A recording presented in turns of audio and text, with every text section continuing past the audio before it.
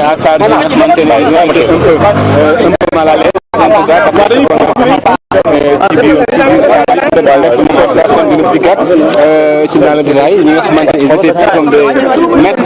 C'est bon. yaa ngi woon si biir salle d'audience bi jot nañ première partie bi nga xamante ne moom audience bi mu jàll ak témoins yi tey jii ban jàngat lañ mën a am ci procès bi. da ngeen ko déggee ak ni ngeen ko fekkee Olof Njaay nee na lu ne fàng kenn du ko jeex. ñi yor ñaari micro mën nañu ko joxe. tey ñi seetaan procès bi yëpp dañoo jommi dañoo ree dañoo xaqtaay bu ñu commencé par outrage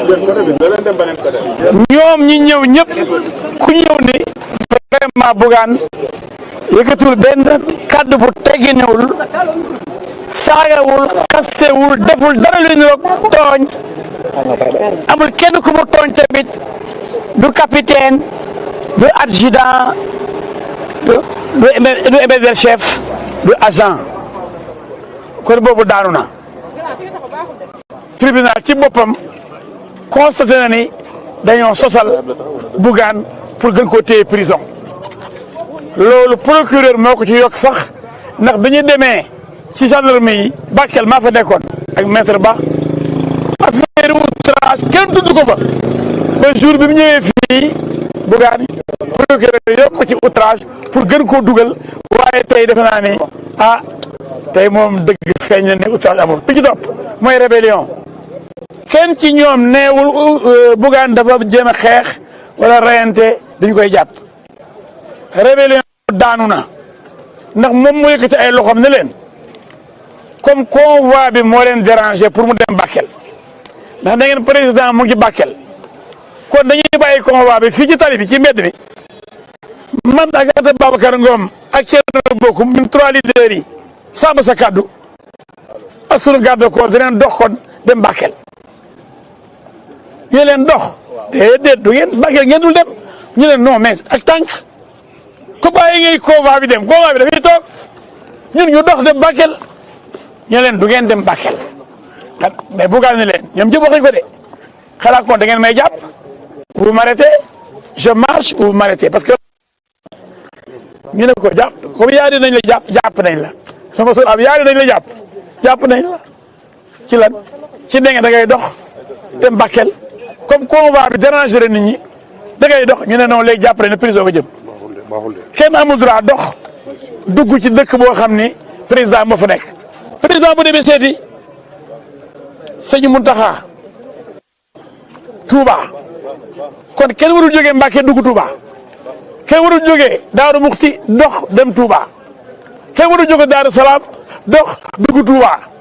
ndax Touba ca Daaru Minam xalif bi mu ngi recevoir président de la République waaw waxi dof yooyu kañ la am ci réew mu bëgg a dof waaw Sénégal kañ la dof président bu nekkee ci dëkk ñett leader di dox ñu ne non dox dugg ci dëkk boobu président mu ngi bi dëkk ba du ngeen dox dugg ci dëkk boobu Sénégalais yéen jommiwu leen tey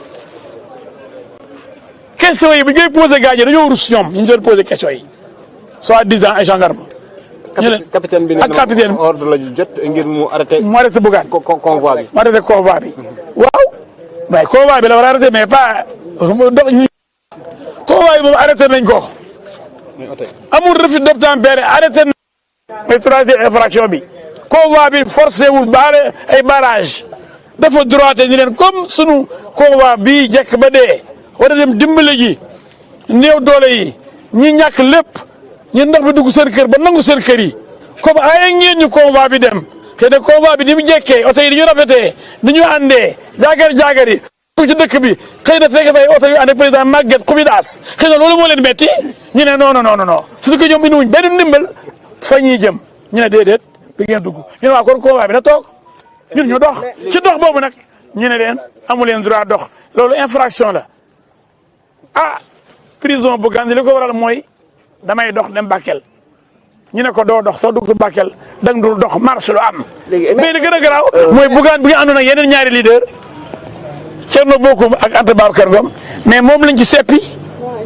parce que moom dafa sonal gaañi nag moom mooy déranger te temps Mouride Thierno Bocoum dana ma day dox Anta Babacar yi day dox ñuy avancé ñu ne niip bugaan téye loxo yi di ko da ngeen may jàpp parce que man damay dox dem de ñeeni dañuy dox de waaye mbennum bugaan lañ seppi te bugaan gaare nag convoi bi bàyyi ko ci mbedd mi nar a dox ñu ne ko dox boobu nag la ñuy bañ parce que président bu nekkee Diourbel wala mu nekk Thiès wala mu nekk Mbour kenn du dox dugg Mbour kenn du dox dugg Thiès kenn du dox dugg Touba wala Tivaouane boo président nekkee ci sëñ Babacar sëñ Messi Mansour. mais yéen ku jógee sëñ bi da ngay taxaw amoo droit dox dugg Tivaouane. ku jógee.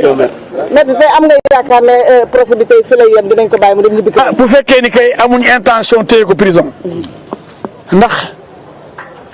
li fi nekk nii de wala nga ne Bougane du bandi jaayul drogue. rayul nit mbëkkul benn gendarme saagawul benn gendarme bañ ne ko toogal dafa oto yi wàcc ba wàcc liñ ko téye daal mooy damay dox dem Bakel ku la wax leneen day wax lu ko neex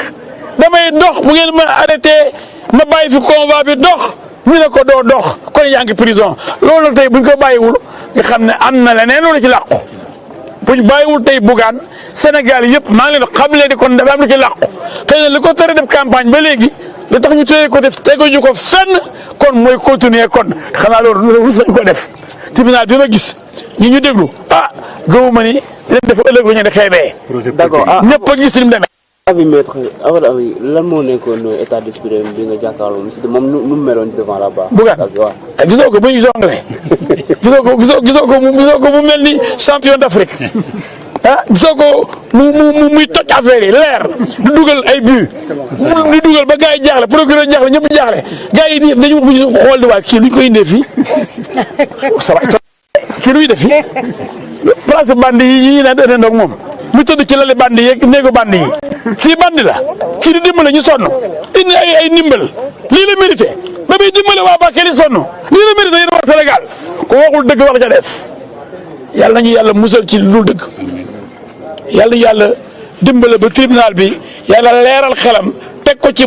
siraatal mustaqima bu attee dëgg ndax loo atte fii dëgg yow attewaat ëllëg ci yàlla am na de ëllëg dañ ko sóoraale gars yi tooñ baaxul tooñ baaxul. Résumé en français, monsieur Maître Diouf. Ce qu'on peut vous dire, c'est que vous avez constaté vous-même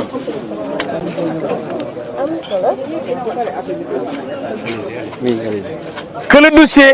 est vide. Vous avez suivi les déclarations des témoins, des gendarmes eux-mêmes. Ils ont montré qu'il n'y ait pas d'outrage. Ils l'ont même mentionné dans leur déposition. Pourquoi, monsieur le procureur, a-t-il retenu le délit d'outrage qui n'existe pas? C'était ridicule, c'était un dessein, un besoin, une intention de charger le dossier. Mais aujourd'hui, c'était ridicule.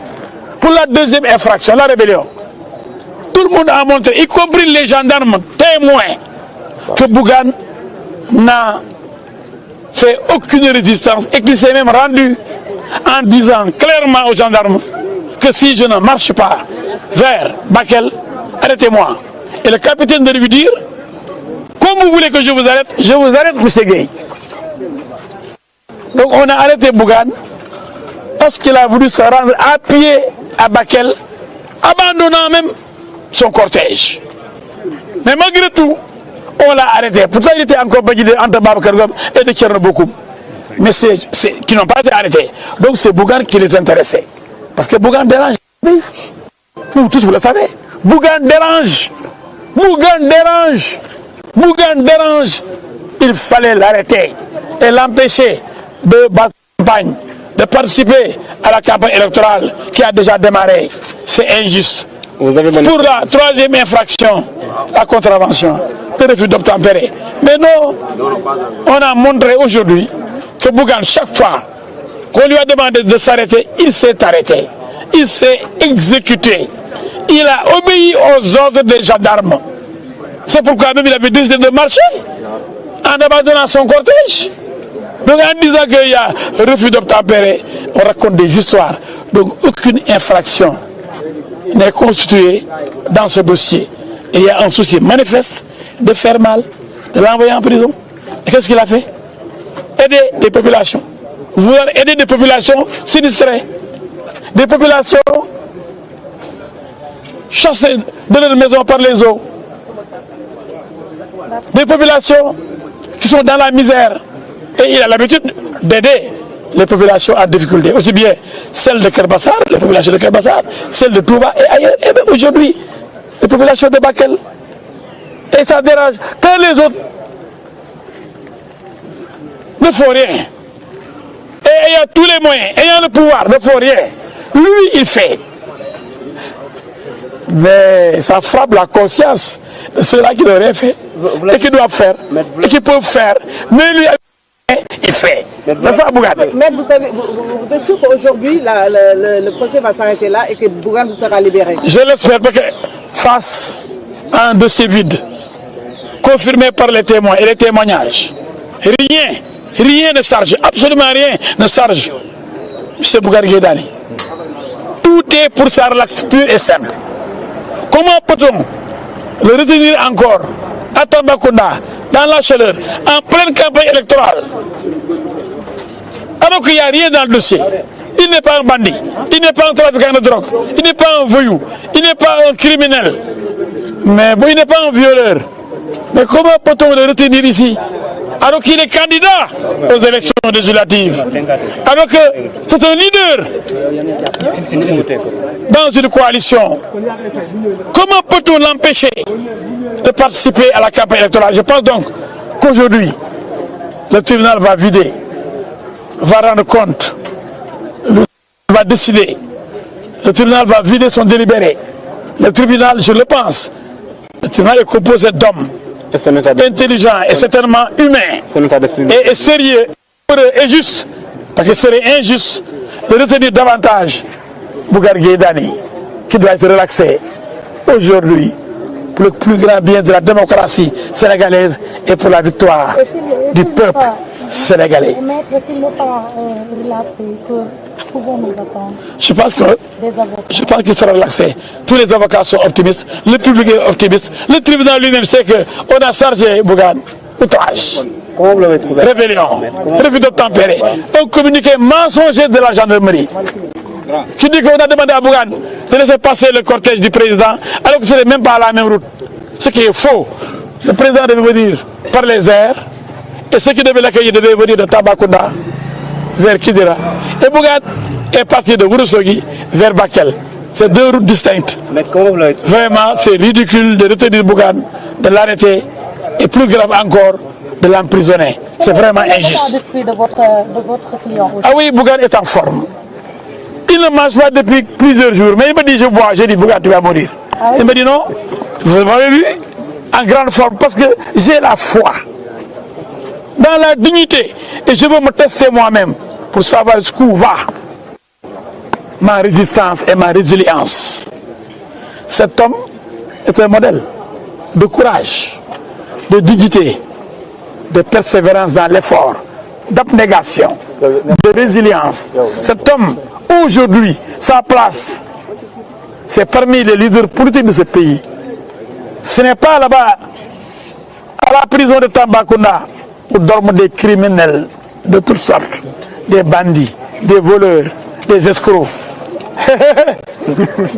Nous sommes optimistes parce que la victoire est au bout de l'effort aujourd'hui et nous allons gagner, Inch'Allah. Et je le pense sincèrement. Voilà, donc c'était Maître El Hadji Diouf que vous venez d'entendre après donc ces déclarations